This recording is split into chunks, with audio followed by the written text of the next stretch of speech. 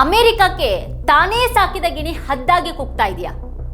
Israel ಪ್ರಧಾನಿ Benjamin Netanyahu ಮೇಲೆ America ಅಧ್ಯಕ್ಷ ಡೊನಾಲ್ಡ್ ಟ್ರಂಪ್ ಯಾಕೆ ಸಿಟ್ಟಾಗಿದ್ದಾರೆ? ಅವರಿಬ್ಬರ ಸ್ನೇಹ ಕೊನೆಗೊಳ್ಳುವಂತ ಹಂತ ಮುಟ್ಟಿದೆಯಾ? ಇಸ್ರೇಲ್ ಗಾಜಾದಲ್ಲಿ ಕ್ಯಾಥೋಲಿಕ್ ಚರ್ಚ್ ಮೇಲೆ ಬಾಂಬ್ ದಾಳಿ ಮಾಡಿ ನಾಗರಿಕರನ್ನ ಕೊಂದಾಗ ಅದು ಕೂಡ ಭಯೋತ್ಪಾದನೆನೇ ಅಲ್ವಾ? ನೇತನ್ಯಾಹುಗೆ ತನ್ನನ್ನು ರಕ್ಷಿಸಿಕೊಳ್ಳೋದಕ್ಕೆ ಪ್ಯಾಲೆಸ್ತೀನಿಯರು ಮತ್ತೆ ನೆರೆಯ ದೇಶಗಳ ವಿರುದ್ಧದ ಕೊನೆಯಿರದ ದಾಳಿ ಒಂದೇ ದಾರಿನಾ? ಅಮೆರಿಕದ ಶಸ್ತ್ರಾಸ್ತ್ರಗಳು, ಚರ್ಚ್ಗಳು, ಮನೆಗಳು ಮತ್ತೆ ಆಸ್ಪತ್ರೆಗಳಲ್ಲಿ ಪ್ಯಾಲೆಸ್ತೀನಿಯರನ್ನ ಕೊಂದ್ರೆ ಅಮೆರಿಕ ಕೂಡ ಯುದ್ಧಾಪರಾಧಗಳಲ್ಲಿ ಭಾಗಿಯಾದಾಗಲ್ವಾ? ಪ್ಯಾಲೆಸ್ತೀನ್ನಲ್ಲಿ ಇಸ್ರೇಲ್ ನಡೆಸ್ತಾ ಇರುವಂತಹ ನರಮೇಧಕ್ಕೆ ಸಂಪೂರ್ಣ ಬೆಂಬಲ ನೀಡ್ತಾ ಇರುವಂತಹ ಅಮೆರಿಕಕ್ಕೆ ಈಗ ನೇತನ್ಯಾಹು ದೊಡ್ಡ ತಲೆನೋವಾಗಿದ್ದಾರಾ ಅನ್ನೋದ್ರ ಬಗ್ಗೆನೇ ಇವತ್ತಿನ ವಿಡಿಯೋದಲ್ಲಿ ನಾವು ಚರ್ಚೆ ಮಾಡೋಣ. ಆದರೆ ಅದಕ್ಕೂ ಮುನ್ನ ನೀವಿನ್ನೂ ನಮ್ಮ ವಾರ್ತಾಭಾರತಿ ಚಾನಲ್ ಅನ್ನು ಸಬ್ಸ್ಕ್ರೈಬ್ ಮಾಡಿಲ್ಲ ಅನ್ನೋದಾದ್ರೆ ಈಗಲೇ ಈ ವಿಡಿಯೋದ ಕೆಳಗೆ ಕಾಣ್ತಾ ಇರುವಂತಹ ಸಬ್ಸ್ಕ್ರೈಬ್ ಬಟನ್ ಹಾಗೆ ಪಕ್ಕದಲ್ಲಿರುವಂತಹ ಬೆಲ್ ಐಕಾನ್ ಪ್ರೆಸ್ ಮಾಡಿ ನಮ್ಮನ್ನ ಪ್ರೋತ್ಸಾಹಿಸಿ. ಈ ವಿಡಿಯೋವನ್ನ ಕೊನೆವರೆಗೂ ನೋಡಿ. ಹಾಗೆ ಈ ಕುರಿತಾಗಿ ನಿಮ್ಗೇನು ಅಭಿಪ್ರಾಯಗಳಿದೆ ಅದನ್ನ ಕೆಳಗಡೆ ಕಮೆಂಟ್ ಮಾಡಿ. ಹಾಗೆ ಈ ವಿಡಿಯೋದ ಲಿಂಕ್ ಅನ್ನ ನಿಮ್ಮೆಲ್ಲ ಬಂಧು ಮಿತ್ರರಿಗೆ ವಾಟ್ಸ್ಆಪ್ ಮಾಡಿ.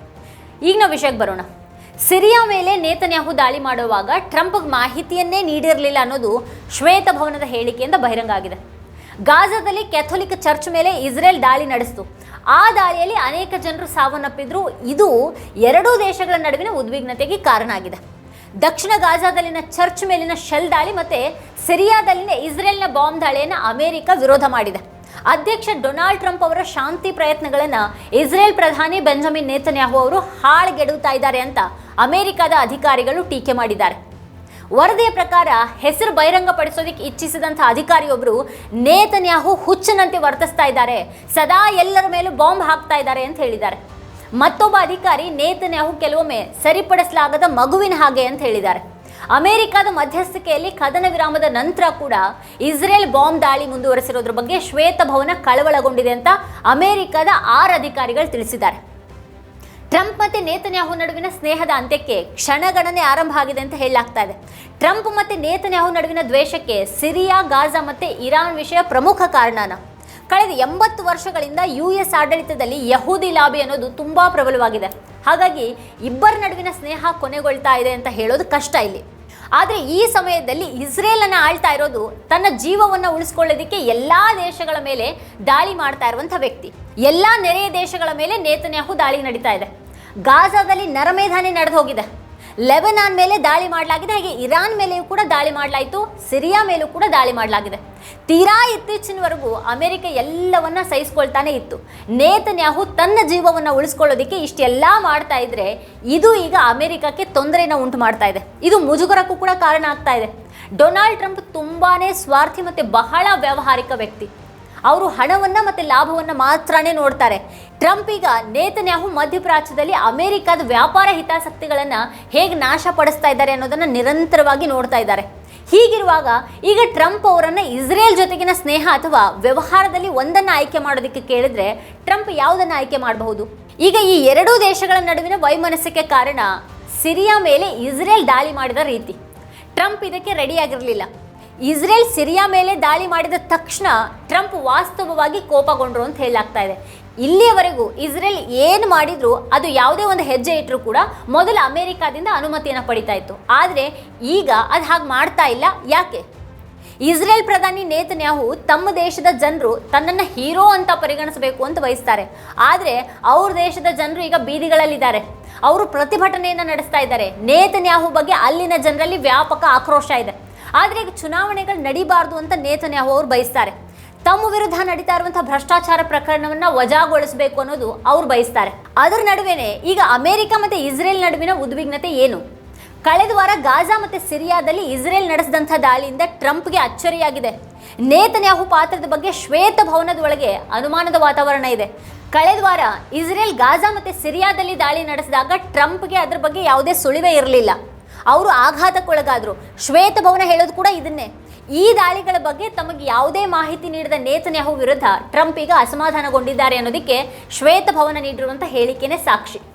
ಸಿರಿಯಾ ಮೇಲಿನ ದಾಳಿಗಳ ಬಗ್ಗೆ ಅಮೆರಿಕ ಅಧ್ಯಕ್ಷ ಡೊನಾಲ್ಡ್ ಟ್ರಂಪ್ ಅವರಿಗೆ ಯಾವುದೇ ಮಾಹಿತಿಯನ್ನ ನೀಡಿರಲಿಲ್ಲ. ಪರಿಸ್ಥಿತಿಯನ್ನು ಸರಿಪಡಿಸೋದಕ್ಕೆ ಇಸ್ರೇಲ್ ಪ್ರಧಾನಿ ನೇತನ್ಯಾಹು ಅವರಿಗೆ ಸೂಚಿಸಲಾಗಿದೆ ಅಂತ ಶ್ವೇತಭವನ ಸ್ಪಷ್ಟಪಡಿಸಿದೆ. ಸಿರಿಯಾದಲ್ಲಿ ನಡೆದಂತಹ ಬಾಂಬ್ ದಾಳಿ ಮತ್ತೆ ಗಾಜಾದಲ್ಲಿ ನಡೆದಂತಹ ಕ್ಯಾಥೋಲಿಕ್ ಚರ್ಚ್ ಮೇಲಿನ ಬಾಂಬ್ ದಾಳಿಗಳಿಂದ ಅಮೆರಿಕ ಅಧ್ಯಕ್ಷ ಡೊನಾಲ್ಡ್ ಟ್ರಂಪ್ ಆಶ್ಚರ್ಯಗೊಂಡಿದ್ದಾರೆ. ಆ ಪರಿಸ್ಥಿತಿಯನ್ನು ಸರಿಪಡಿಸೋದಕ್ಕೆ ನೇತನ್ಯಾಹು ಅವರಿಗೆ ಟ್ರಂಪ್ ಅವರು ದೂರವಾಣಿ ಕರೆ ಮೂಲಕ ಸ್ಪಷ್ಟ ನಿರ್ದೇಶನವನ್ನು ನೀಡಿದ್ದಾರೆ ಅಂತ ಶ್ವೇತಭವನದ ವಕ್ತಾರೆ ಕ್ಯಾರೋಲಿನ್ ಲಿವಿಟ್ ಪತ್ರಿಕಾಗೋಷ್ಠಿಯಲ್ಲಿ ತಿಳಿಸಿದ್ದಾರೆ. ಗಾಜಾದಲ್ಲಿ ಇಸ್ರೇಲ್ ರಕ್ಷಣಾ ಪಡೆಗಳು ಪರಿಹಾರ ಶಿಬಿರಗಳ ಮೇಲೆ ದಾಳಿ ಮಾಡ್ತಾ ಇವೆ. ಇತ್ತೀಚಿನ ದಿನಗಳಲ್ಲಿ ನೂರಾರು ಜನರು ಆ ಒಂದು ದಾಳಿಯಲ್ಲಿ ಸಾವನ್ನಪ್ಪಿದ್ದಾರೆ. ಈ ದಾಳಿಗಳು ಗಾಜಾದಲ್ಲಿನ ವಸತಿ ಪ್ರದೇಶಗಳಲ್ಲಿ ನಡೀತಾ ಇಲ್ಲ. ಬಡ ಫಲಸ್ತೀನಿಯರು ಆಹಾರ ಸಹಾಯ ಪಡಿತರಕ್ಕಾಗಿ ಹೋಗ್ತಾ ಇರೋರಲ್ಲಿ ಈ ಒಂದು ದಾಳಿಗಳು ನಡೀತಾ ಇದೆ. ಅಲ್ಲಿ ಇಸ್ರೇಲ್ ಸೇನೆ ಗುಂಡು ಹಾರಿಸುತ್ತೆ. ಗಾಜಾದಲ್ಲಿ ಕ್ಯಾಥೋಲಿಕ್ ಚರ್ಚ್ ಮೇಲೆ ದಾಳಿ ಮಾಡಲಾಗಿದೆ. ಮತ್ತು ಇದು ಟ್ರಂಪ್ ಮತ್ತು ನೇತನ್ಯಾಹು ನಡುವಿನ ಉದ್ವಿಗ್ನತೆ ಕಾರಣ ಆಗಿದೆ. ಮಾಧ್ಯಮ ವರದಿಗಳು ಹೇಳ್ತಾ ಇರೋ ಪ್ರಕಾರ ಕಳೆದ ಗುರುವಾರ ಗಾಜಾದಲ್ಲಿರುವಂಥ ಏಕೈಕ ಕ್ಯಾಥೋಲಿಕ್ ಚರ್ಚ್ ಮೇಲೆ ಇಸ್ರೇಲ್ ದಾಳಿ ನಡೆಯಿತು. ಅದ್ರ ಬಗ್ಗೆ ಟ್ರಂಪ್ ತಕ್ಷಣವೇ ಅಸಮಾಧಾನವನ್ನು ವ್ಯಕ್ತಪಡಿಸಿದ್ರು. ಹಾಗೆ ಅವರು ನೇತನ್ಯಾಹು ಕರೆ ಮಾಡಿ ತಮ್ಮ ಅಸಮಾಧಾನವನ್ನು ವ್ಯಕ್ತಪಡಿಸಿದ್ರು. ಅದು ಮಾತ್ರ ಅಲ್ಲದೇನೆ ಈ ದಾಳಿಯ ಬಗ್ಗೆ ಇಸ್ರೇಲ್ ಕ್ಷಮೆ ಕೇಳಿ ಹೇಳಿಕೆಯನ್ನು ನೀಡಬೇಕು ಅಂತ ಸೂಚಿಸಿದರು. ಕಳೆದ ವಾರ ಡಮಾಸ್ಕಸ್ನಲ್ಲಿ ಇಸ್ರೇಲ್ ಸರ್ಕಾರಿ ಕಟ್ಟಡಗಳ ಮೇಲೆ ವೈಮಾನಿಕ ದಾಳಿಯನ್ನು ನಡೆಸಿದಾಗ ಟ್ರಂಪ್ಗೆ ಮತ್ತೆ ಆಘಾತ ಆಯಿತು. ಟ್ರಂಪ್ ಅವರು ಸಿರಿಯಾ ಮತ್ತು ಗಾಜಾ ದಾಳಿಗಳನ್ನು ನಿಲ್ಲಿಸುವಂತೆ ನೇತನ್ಯಾಹು ಅವರಿಗೆ ಸೂಚಿಸಿದ್ದಾರೆ ಎನ್ನುವಂಥ ಮಾತುಗಳು ಕೇಳಿ ಬರ್ತಾ ಇವೆ. ಮಧ್ಯಪ್ರಾಚ್ಯದಲ್ಲಿನ ನಿರಂತರ ಸಂಘರ್ಷಗಳಿಂದ ಟ್ರಂಪ್ ಬೇಸತ್ತು ಹೋಗಿರೋದಕ್ಕೆ ಇದು ಸಾಕ್ಷಿಯಾಗಿದೆ. ಇಲ್ಲಿ ಇನ್ನೊಂದು ಮುಖ್ಯ ವಿಚಾರ ಏನು ಅಂತ ಅಂದರೆ, ಇದೇ ವೇಳೆನೆ ಅಮೆರಿಕ ಸಿರಿಯಾದಲ್ಲಿಯೂ ಕೂಡ ಕ್ರಮವನ್ನು ಕೈಗೊಳ್ತಾ ಇದೆ. ಅಮೆರಿಕ ವಿದೇಶಾಂಗ ಕಾರ್ಯದರ್ಶಿ ಮಾರ್ಕೋ ರೂಬಿಯೋ ಅಲ್ಲಿನ ಸರ್ಕಾರದೊಂದಿಗೆ ನಿರಂತರವಾಗಿ ಮಾತಾಡ್ತಾ ಇದ್ದಾರೆ. ಟ್ರಂಪ್ ಒಂದು ಅವಕಾಶವನ್ನು ನೋಡ್ತಾರೆ ಮತ್ತು ಈ ಹೊಸ ಅವಕಾಶದಲ್ಲಿ ಅಮೆರಿಕನ್ ವ್ಯವಹಾರಗಳು ಸಿರಿಯಾದಲ್ಲಿ ತಮ್ಮ ಬೇರುಗಳನ್ನು ಹರಡಬಹುದು ಅಂತ ಅವರು ನಂಬಿದ್ದಾರೆ. ಆದರೆ ನೇತನ್ಯಾಹು ಅದನ್ನೆಲ್ಲ ಹಾಳು ಮಾಡ್ತಾ ಇದ್ದಾರೆ. ಸಿರಿಯಾದಲ್ಲಿ ಹೆಚ್ಚುತ್ತಾ ಇರುವಂಥ ಉದ್ವಿಗ್ನತೆಯನ್ನು ತಗ್ಗಿಸೋದಕ್ಕೆ ಮಾರ್ಕೋ ರೂಬಿಯೋ ಅವರ ಪ್ರಯತ್ನಗಳು ನಡೆದಿವೆ.